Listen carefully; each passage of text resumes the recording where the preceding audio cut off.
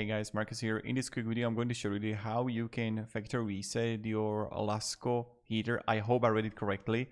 Now, it's super simple. I just found this article for you. What you need to do to reset a Lasko heater, please make sure that the unit powered off, unplug it from wall and leave it that way for like 10-15 minutes.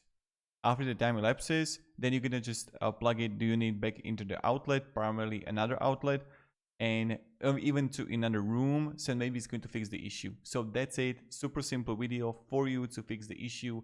So what you need to do is just like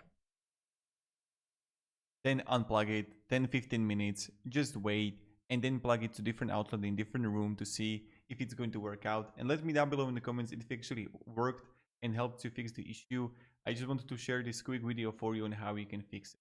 So yeah, thank you very much for watching and have a great day. Goodbye.